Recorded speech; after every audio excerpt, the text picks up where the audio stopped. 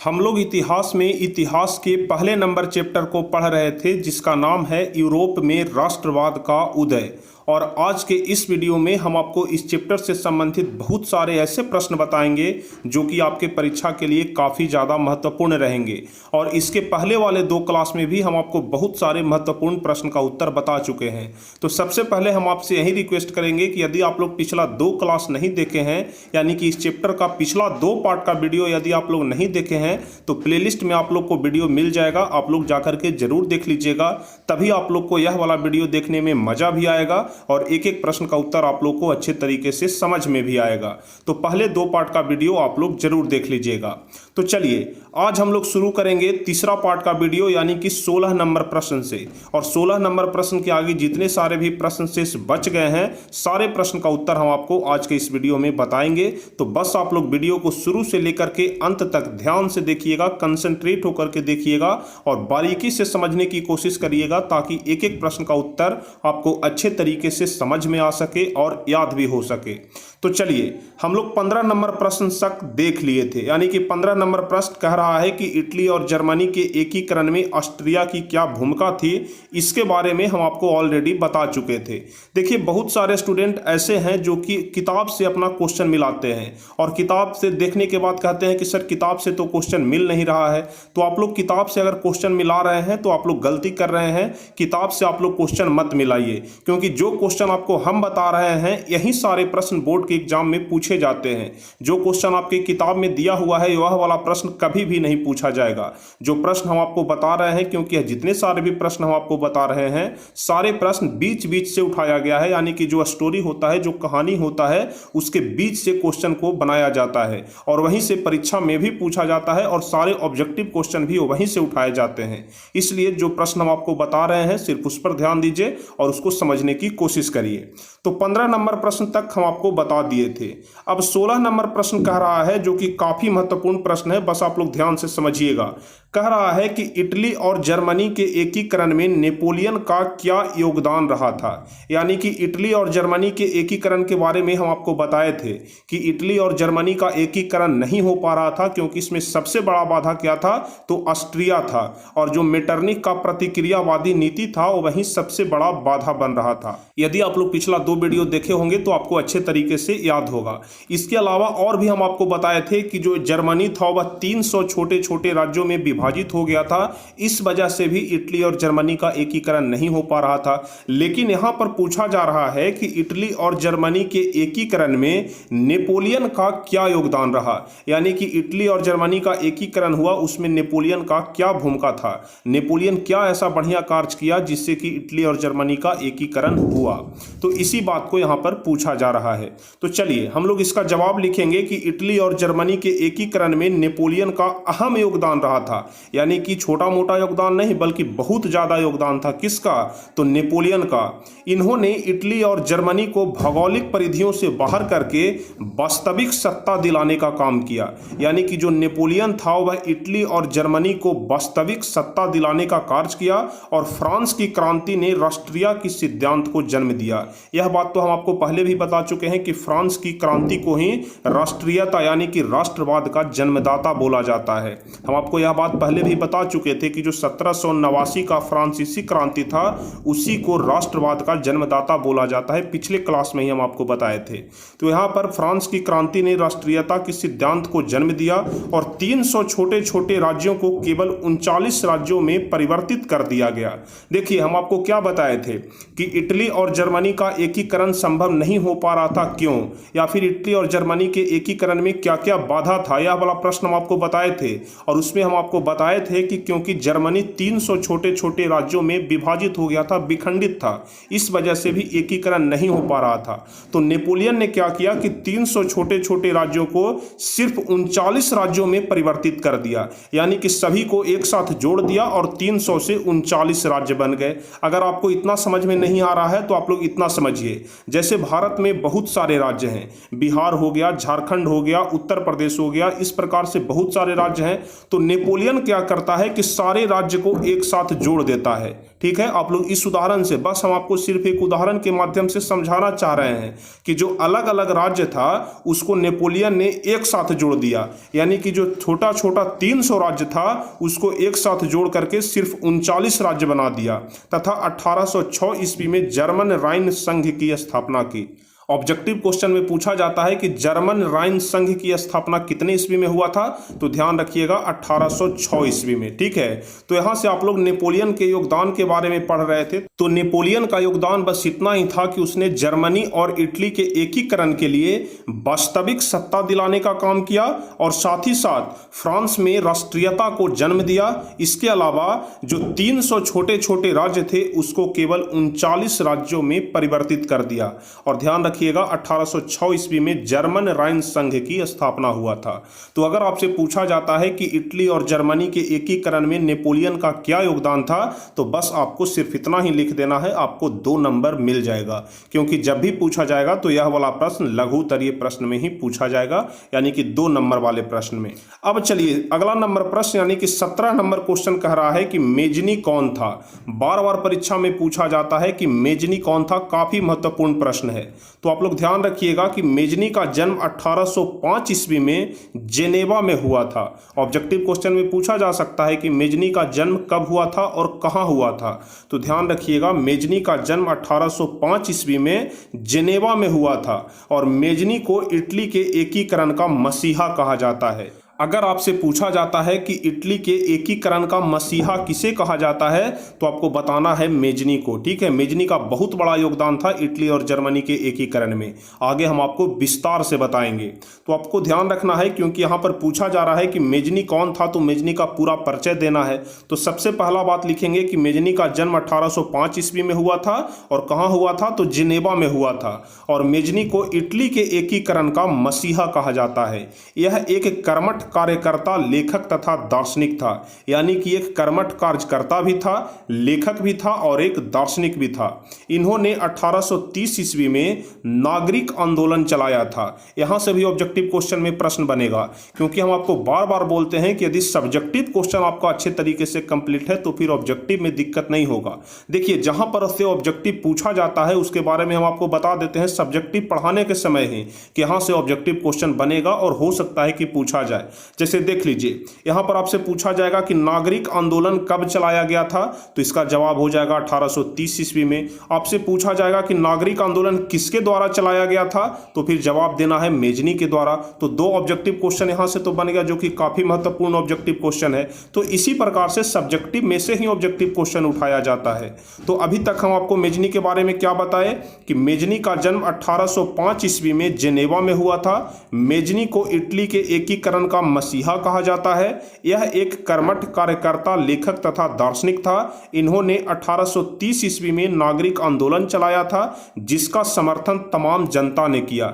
जाहिर सी बात है कि जब पूरा जनता इसका समर्थन किया, इसका मतलब कि यह नागरिक आंदोलन कोई अच्छा आंदोलन होगा, जनता के भलाई के लिए होगा। क्योंकि अगर जनता के भलाई के लिए नहीं होता तो पूरा जनता आखिर क्यों इसको सपोर्ट करता। तो नागरिक आंदोलन जो चलाया था, इसका नाम ही था नागरिक आंदोलन, यानी कि जनता के लिए आंदोलन। तो इसने जो नागरिक आंदोलन चलाया, इसका समर्थन पूरा जनता किया और 1831 ईस्वी में इसने यंग इटली की स्थापना की तथा 1834 ईस्वी में यंग यूरोप की स्थापना की। काफी महत्वपूर्ण प्रश्न है, आप लोग ध्यान रखिएगा। बार बार ऑब्जेक्टिव क्वेश्चन में पूछा जाता है, आप लोग क्वेश्चन बैंक उठा करके देख लीजिएगा। करीब करीब आपको प्रत्येक वर्ष के क्वेश्चन में यह बात पूछा जाएगा कि यंग इटली की स्थापना कब हुआ था और यंग यूरोप की स्थापना कब हुआ था और किसके द्वारा किया गया था। तो आपको सबसे पहले ध्यान रखना है कि यंग इटली और यंग यूरोप दोनों का स्थापना मेजनी ने किया था। यंग इटली का स्थापना 1831 ईस्वी में हुआ था और जस्ट इसके 3 साल के बाद यानी कि 1834 ईस्वी में यंग यूरोप का स्थापना हुआ था। तो यहां से आप लोग ध्यान रखिएगा, यंग इटली की स्थापना 1831 ईस्वी में और यंग यूरोप की स्थापना 1834 ईस्वी में।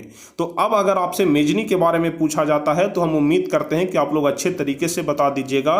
सबसे पहला बात आप लोग ध्यान रखिएगा कि मेजनी का जन्म कब हुआ था, तो कमेंट में आप लोग हमें जरूर बताइएगा कि मेजनी का जन्म कब हुआ था 1805 ईस्वी में। क्योंकि आपको सिर्फ देखने से याद नहीं होगा, कमेंट में आप लोग लिखते जाइए, क्योंकि बार बार लिखने से ही कोई चीज जल्दी याद हो जाता है। तो 1805 ईस्वी में जन्म हुआ था, जेनेवा में हुआ था। इटली के एकीकरण का मसीहा इसको बोला जाता था। यह एक कर्मठ कार्यकर्ता, लेखक तथा दार्शनिक था। इन्होंने 1830 ईस्वी में नागरिक आंदोलन चलाया था। यहाँ पर आप लोग ध्यान रखिएगा 1830 ईस्वी। हिस्ट्री में सिर्फ आपको ईस्वी सन ही याद करने में थोड़ा सा दिक्कत हो सकता है, नहीं तो समझने में आपको हम थोड़ा सा भी दिक्कत होने नहीं देंगे, ठीक है। उसके अलावा यंग इटली की स्थापना 1831 ईस्वी में और यंग यूरोप की स्थापना 1834 ईस्वी में। तो मेजनी के बारे में भी आप लोग अच्छे तरीके से समझ गए होंगे। अब चलिए हम आपको बताते हैं कि काउंट काबूर कौन था। यह भी काफी महत्वपूर्ण प्रश्न है, बार बार पूछा जाता है कि काउंट काबूर कौन था। काउंट काबूर का बहुत ज्यादा योगदान है इतिहास में, और खास करके इटली और जर्मनी के एकीकरण में काउंट काबूर का बहुत बड़ा योगदान है। कैसे योगदान है इसके बारे में अभी आपको हम बताएंगे, लेकिन फिलहाल आप लोग ध्यान रखिएगा कि यह एक सफल कूटनीतिज्ञ एवं राष्ट्रवादी था। राष्ट्रवादी मतलब हम आपको बताए थे कि जो देशभक्त होता है उसी को राष्ट्रवादी बोला जाता है। तो जो काउंट काबूर था वह बहुत बड़ा कूटनीतिज्ञ भी था और राष्ट्रवादी भी था। यानी कहने का मतलब कि यह देशभक्त था जो निरंकुशवाद का पक्का विरोधी था। यानी कि वैसा राजा जो अपने शक्ति के दम पर राजा बन गया है, जिसको जनता ने नहीं चुना है, उसका यह सख्त विरोध करता था। यानी कि अच्छा आदमी था। यह जानता था कि इटली के एकीकरण की सबसे बड़ा बाधा जो है वह ऑस्ट्रिया है। यानी कि काउंट काबूर अच्छे तरीके से जानता था, और हम आपको शुरू से भी बताते आ रहे हैं कि इटली और जर्मनी के एकीकरण में सबसे बड़ा बाधा कौन था? ऑस्ट्रिया था। इस बात को तो आप लोग रट जाइए कि इटली और जर्मनी के एकीकरण में सबसे बड़ा बाधा जो था वह ऑस्ट्रिया था। और काउंट काबूर इस बात को अच्छे तरीके से जानता था कि जब तक ऑस्ट्रिया है तब तक इटली और जर्मनी का एकीकरण संभव नहीं हो सकता है। और इसी को हराने के लिए, यानी कि ऑस्ट्रिया को हराने के लिए, काउंट काबूर फ्रांस से दोस्ती कर लेता है। अब आप लोग के मन में सवाल आ रहा होगा कि सर फ्रांस से दोस्ती करने से क्या फायदा होगा? तो यहां पर आप लोग थोड़ा सा समझिएगा ध्यान से, थोड़ा कॉम्प्लिकेटेड है लेकिन आपको समझ में आ जाएगा। वह फ्रांस से इसलिए दोस्ती करता है क्योंकि ऑस्ट्रिया और फ्रांस दोनों पहले आपस में मित्र थे। ऑस्ट्रिया और फ्रांस दोनों आपस में मित्र थे, और बाद में जब यह काउंट काबूर सोचा कि यदि हम लोग फ्रांस से मित्रता कर लेते हैं तो वह हमको ऑस्ट्रिया के बारे में बताएगा कि ऑस्ट्रिया का क्या कमजोरी है, ऑस्ट्रिया का क्या ताकत है, और यदि हमको उसका कमजोरी और ताकत के बारे में पता चल जाएगा तो फिर उसको जीतना हमारे लिए काफ़ी आसान हो जाएगा। और इसी बात के लिए उसने फ्रांस से दोस्ती किया। देखिए यहाँ पर साफ तौर से लिखा हुआ है कि यह जानता था कि इटली के एकीकरण की सबसे बड़ी बाधा कौन है? तो ऑस्ट्रिया है, ठीक है। इटली के एकीकरण की सबसे बड़ी बाधा ऑस्ट्रिया है। अतः ऑस्ट्रिया को हराने के लिए काउंट काबूर ने फ्रांस से दोस्ती कर ली, जबकि फ्रांस पहले ऑस्ट्रिया का पक्का मित्र था। अभी हम आपको बता रहे थे कि फ्रांस और ऑस्ट्रिया पक्का मित्र था, लेकिन फिर भी काउंट काबूर ने फ्रांस से दोस्ती कर लिया, ठीक है। और ये इटली और जर्मनी के क्षेत्रों में विकास करना चाहता था, लेकिन इस प्रकार इटली की समस्या को उन्होंने एक अंतरराष्ट्रीय समस्या बना दिया। यानी कि इटली और जर्मनी के एकीकरण में भी काउंट काबूर का बहुत बड़ा योगदान था। तो यदि आपसे पूछा जाता है कि काउंट काबूर कौन था और इसका क्या योगदान था इटली और जर्मनी के एकीकरण में, तो आपको यही बताना है कि यह एक सफल कूटनीतिज्ञ एवं राष्ट्रवादी व्यक्ति था जो निरंकुशवाद का पक्का विरोधी था। यह जानता था कि इटली के एकीकरण की सबसे बड़ी बाधा ऑस्ट्रिया है, अतः ऑस्ट्रिया को हराने के लिए इसने फ्रांस से दोस्ती कर लिया। और क्यों कर लिया? तो क्योंकि फ्रांस पहले ऑस्ट्रिया का पक्का मित्र था। इस दो लाइन को आप लोग अच्छे तरीके से समझिएगा। अगर यह वाला दो लाइन आप समझ गए तो फिर समझिएगा कि आपको समझ में आ गया, ठीक है। ये इटली और जर्मनी के क्षेत्रों में विकास करना चाहता था। कौन? तो काउंट काबूर। काउंट काबूर इटली और जर्मनी के क्षेत्रों में विकास करना चाहता था, लेकिन इस प्रकार इटली की समस्या को उन्होंने एक अंतरराष्ट्रीय समस्या बना दिया। तो काउंट काबूर के बारे में भी आप लोग अच्छे तरीके से समझ गए होंगे। अब यहां पर कह रहा है कि इटली के 3 विभूति कौन है? विभूति कहने का मतलब कि कोई बड़ा शख्स जिसका बहुत बड़ा योगदान है। इटली के 3 विभूति, तो इटली के 3 विभूति मेजनी हो गया, काउंट काबूर हो गया और गैरीबाल्डी हो गया। इस तीनों को आप लोग जरूर ध्यान रखिएगा। मेजनी के लिए आत्मा और काउंट काबूर के लिए बुद्धि, क्योंकि काउंट काबूर के पास बहुत जबरदस्त बुद्धि था। अब आप लोग बताइए कि उसके पास बुद्धि था तब ना वह सोचा कि ऑस्ट्रिया का दोस्त फ्रांस है, तो क्यों ना हम लोग फ्रांस से ही दोस्ती कर लें ताकि ऑस्ट्रिया को जितना ज़्यादा आसान हो जाए। तो इसलिए काउंट काबूर के पास बहुत ज़्यादा बुद्धि था, यानी कि दिमाग उसके पास ज़्यादा था, और गैरीबाल्डी के लिए तलवार, यानी कि गैरीबाल्डी जो था वह तलवार चलाने में बहुत ज़्यादा माहिर था। तो यह तीनों का विभूति पूछ रहा है कि इटली के 3 विभूति कौन है। तो आपको ध्यान रखना है, मेजनी के लिए आत्मा, काउंट काबूर के लिए बुद्धि और गैरीबाल्डी के लिए तलवार। लेकिन यदि अपवाद में पूछ दिया जाए तो अपवाद में विक्टर एमेनुअल के लिए पूरा शरीर ही हो जाएगा। ठीक है, तो इस प्रश्न को आप लोग ध्यान रखिएगा, काफी छोटा इसका आंसर है कि इटली के 3 विभूति कौन है। तो मेजनी, काउंट काबूर और गैरीबाल्डी। मेजनी के लिए क्या हो जाएगा, आत्मा, काउंट काबूर के लिए बुद्धि और गैरीबाल्डी के लिए तलवार। यह तीनों आप लोग ध्यान रखिएगा। अब चलिए 20वां नंबर प्रश्न है, जो कि काफी महत्वपूर्ण प्रश्न है, वीवीआई प्रश्न है, और आपके परीक्षा में पूछे जाने की बहुत अधिक संभावना है। हो सकता है कि इस बार के परीक्षा में पूछ दिया जाए कि रक्त एवं लौह की नीति से आप क्या समझते हैं। आप लोग देख लीजिएगा क्वेश्चन बैंक उठा करके, वहां पर पूछा गया है कि रक्त एवं लौह की नीति से आप क्या समझते हैं। देखिए, हम आपको बताते हैं कि रक्त एवं लौह की नीति क्या था। सबसे पहले आप लोग ध्यान रखिएगा कि रक्त एवं लौह की नीति का अवलंबन यानी कि प्रतिपादन किसने किया था, तो बिस्मार्क ने किया था। बिस्मार्क के बारे में आप लोग जरूर सुने होंगे। तो रक्त एवं लौह की नीति का जो प्रतिपादन है वह बिस्मार्क ने ही किया था, और रक्त एवं लौह की नीति में कुछ नहीं था, बस बिस्मार्क का कहना था कि भाषण देने से कुछ नहीं होगा, अगर इटली और जर्मनी का एकीकरण करना है तो इसके लिए विशाल सेना का संगठन करना होगा। और यह जो विशाल सेना का संगठन करके जो युद्ध की तैयारी हो रहा था, इसी को बोला जाता है रक्त एवं लौह की नीति, यानी कि करो या मरो, यानी कि अगर खून बहना है तो खून बहेगा, या तो रक्त एवं लौह, यानी कि चाहे तो खून से या तलवार से, लेकिन रक्त एवं लौह की नीति अपना करके इटली और जर्मनी का एकीकरण करना है। तो बिस्मार्क का यह कहना था, आप लोग ध्यान रखिएगा। तो रक्त एवं लौह की नीति से आप लोग क्या समझते हैं, तो आप लोग को यही लिखना है कि रक्त एवं लौह की नीति का प्रतिपादन बिस्मार्क ने किया था। वह प्रसा का चांसलर 1862 ईस्वी में बना था। यदि आपसे पूछा जाता है ऑब्जेक्टिव क्वेश्चन में कि बिस्मार्क कहां का चांसलर था, यानी कि कहां का राजा था, तो आपको बताना है कि वह प्रसा का राजा था।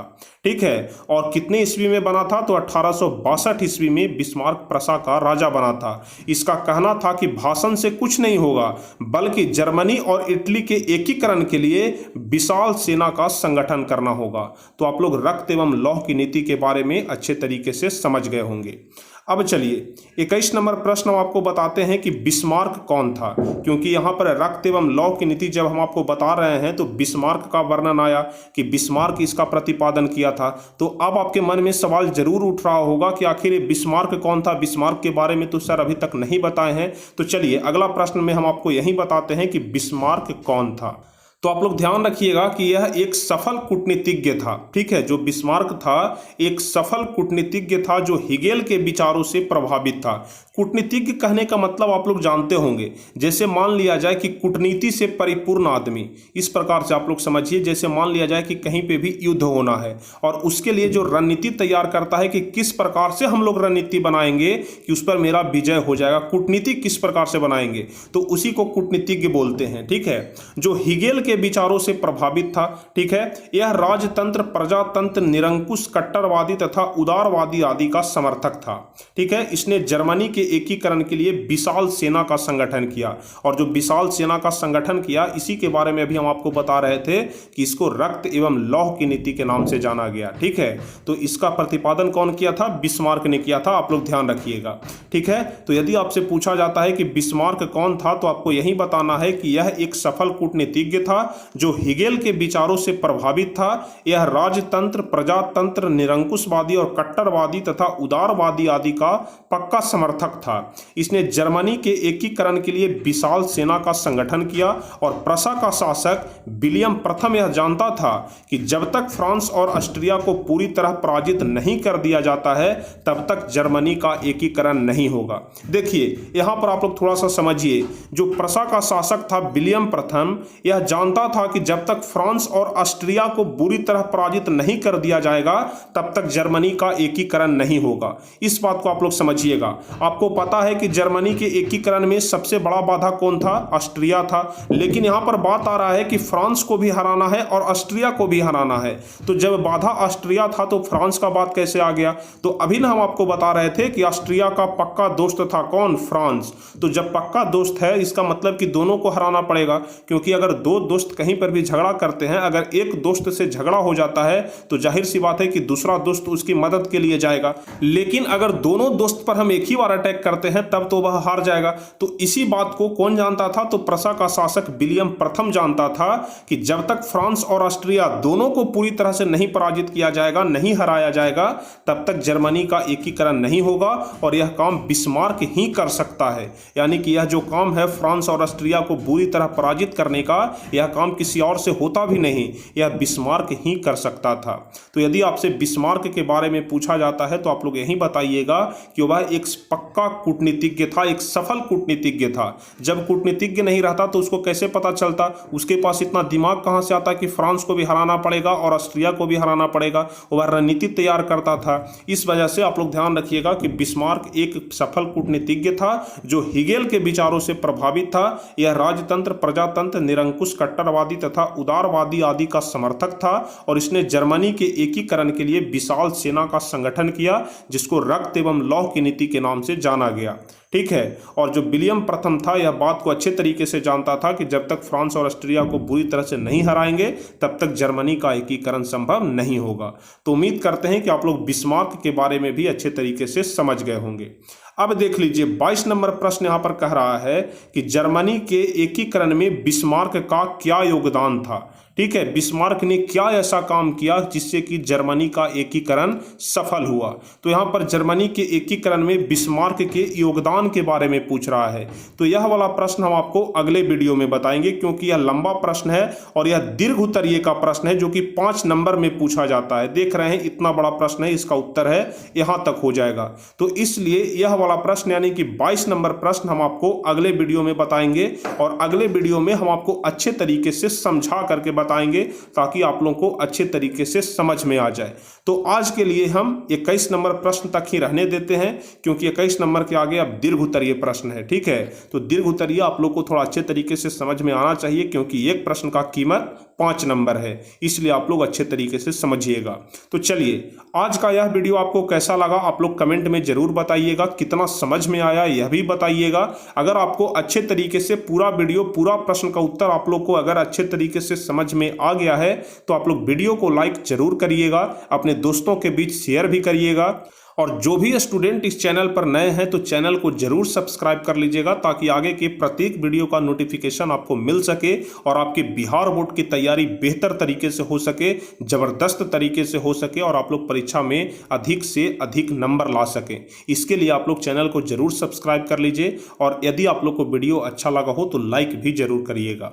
तो चलिए फिर मिलते हैं हम आपसे अगले वीडियो में कुछ इसी प्रकार के महत्वपूर्ण वीडियो के साथ, इंपॉर्टेंट वीडियो के साथ, हेल्पफुल वीडियो के साथ जो के बोर्ड परीक्षा के लिए काफी ज्यादा महत्वपूर्ण होता है। तो चलिए फिर मिलेंगे हम आपसे अगले वीडियो में, तब तक के लिए जय हिंद, धन्यवाद।